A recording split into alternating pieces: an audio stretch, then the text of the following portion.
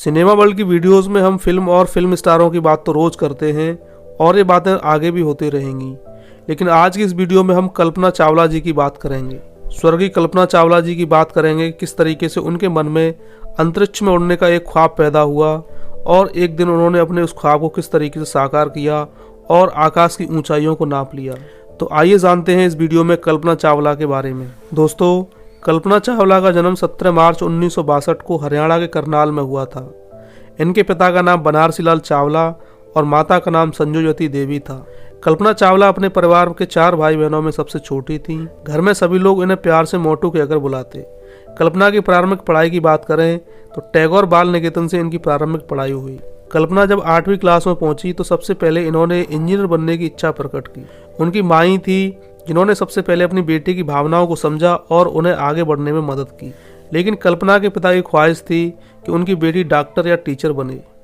लेकिन कल्पना तो बचपन से ही अंतरिक्ष में घूमने की कल्पना करने लगी थी। हवाई जहाज तो छोटी सी उम्र में ही उन्हें आकर्षित करने लगे थे। फिर जल्दी ही कल्पना के पिता ने भी बेटी की आंखों में हवाई जहाज के प्रति दीवानगी को महसूस कर लिया था। इसलिए वो अब छोटी कल्पना को हवाई जहाज दिखाने के लिए फ्लाइंग क्लब ले जाने लगे थे। पिता ने भी तय कर लिया था कि बेटी को बड़े होकर ऐसा ही कुछ करना है जिसमें हवाई जहाज में बैठकर आसमान में उड़ान भरने का उसे मौका मिले और पूरा हिंदुस्तान उस पर गर्व करे।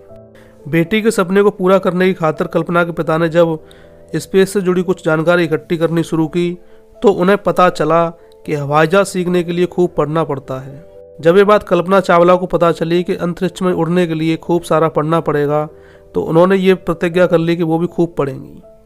इसलिए बचपन से ही कल्पना ने मेहनत शुरू कर दी थी। कल्पना ने मन लगाकर पढ़ाई की और 12th क्लास में फर्स्ट डिवीजन से पास हुई। इसके बाद फिर 12वीं के बाद कल्पना ने पंजाब इंजीनियरिंग कॉलेज से एरोनॉटिकल इंजीनियरिंग में ग्रेजुएशन की पढ़ाई पूरी की। इंजीनियरिंग में प्रवेश लेने के बाद कल्पना ये भी तय कर चुकी थी कि उनका जिंदगी का मकसद सिर्फ हवाई जहाज उड़ाना ही नहीं है, उन्हें और भी आगे जाना है। पृथ्वी के वातावरण से बाहर निकलकर उन्हें अंतरिक्ष की सैर करनी है, उन्हें एक एस्ट्रोनॉट बनना है। अपने इसी सपने के चलते साल 1982 में कल्पना अमेरिका पहुंच गई। वहां अमेरिका में कल्पना ने साल 1984 में MS यानी मास्टर इन साइंस की डिग्री हासिल की। डिग्री हासिल करने के कुछ साल बाद ही कल्पना ने साल 1988 में अमेरिका की स्पेस एजेंसी नासा में नौकरी शुरू कर दी थी। 1988 में नासा ज्वाइन करने के बाद इन्होंने कई साल तक नासा में काम भी किया। नासा में नौकरी लगने के बाद कल्पना चावला फिर यूं ही 9 साल तक लगातार नासा में अपनी सेवाएं देती रहीं और इन्होंने कई अहम पदों पर रहते हुए अपनी सेवाएं दी। फिर 19 नवंबर 1997 को पूरा हुआ कल्पना चावला का वो सपना जो उन्होंने भारत के करनाल के शहर में कुछ साल पहले देखा था। नासा ने कोलंबिया स्पेस शटल में 6 अंतरिक्ष यात्रियों को एक मिशन पर अंतरिक्ष में भेजा। मिशन का नाम था STS-87। कल्पना इस टीम की इकलौती महिला स्पेस ट्रेवलर थी। जैसे ही कल्पना चावला अंतरिक्ष के लिए उड़ी, उसी तरह उनका ये सपना भी साकार हो गया था जो उन्होंने बचपन में ही देखा था। वहीं कल्पना चावला अंतरिक्ष में उड़ने वाली भारत में जन्मी पहली प्रथम महिला भी थी। इसके साथ ही साथ अंतरिक्ष में उड़ान भरने वाली वे भारतीय मूल की दूसरी व्यक्ति भी थी। कल्पना से पहले साल 1984 में राकेश शर्मा ने सोवियत संघ के अंतरिक्ष यान में एक उड़ान भरी थी। कल्पना चावला के मिशन की खास बात ये थी कि इन्होंने अपने पहले मिशन में लगभग 65 लाख किलोमीटर का सफर तय करके 365 घंटों में पृथ्वी के 252 परिक्रमाएं पूरी की थीं। ऐसा करने वाली वो उस टीम की पहली महिला सदस्य थीं। 15 दिन 16 घंटे अंतरिक्ष में रहने के बाद आखिरकार सफलतापूर्वक कल्पना चावला धरती पर वापस लौट आई।